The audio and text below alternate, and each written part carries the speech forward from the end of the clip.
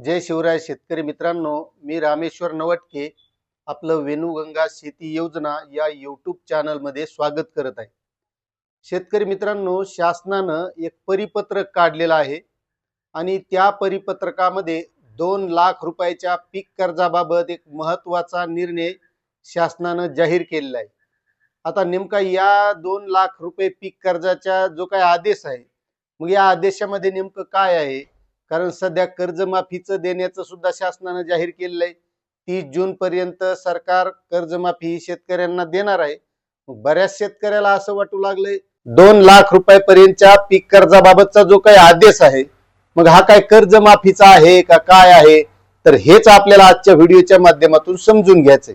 त्यामुळे तुम्ही जर आपल्या चॅनलवर नवीन असाल तर चॅनलला सबस्क्राइब करा, व्हिडिओला लाईक करा आणि जास्तीत जास्त शेतकऱ्यांपर्यंत ही माहिती शेअर करा।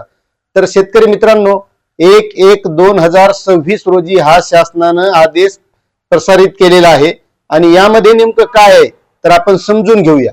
महाराष्ट्र शासन याद्वारे शेतकऱ्यांनी 2 लाख रुपयापर्यंतच्या शेती किंवा पीक कर्जाशी संबंधित निष्पादित केलेल्या अभिस्वीकृती, रोखपत्र, करारनामा, हक्क विलेख, निक्षेप, हडप, तारण किंवा तारण, गहाण, हमीपत्र, गहाणखत, प्रतिभूतीबंध पत्र, गहाणखत, गहाणाचे सूचनापत्र किंवा घोषणापत्र किंवा या संलग्न अशा कोणत्याही सलेखावर उक्त अधिनियमाअंतर्गत आकारणी योग्य असलेले मुद्रांक शुल्क 1 जानेवारी 2026 पासून पुढील आदेशापर्यंत पूर्णतः माफ करीत आहे।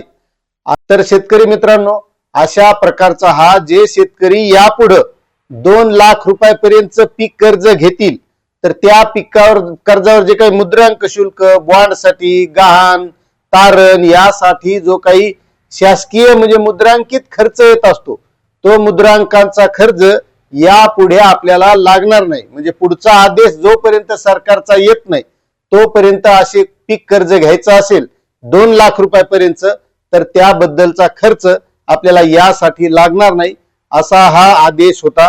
आता तुम्हाला हा आदेश कसा वाटला, याबद्दल तुमचं काय मत आहे नक्कीच कमेंट करा।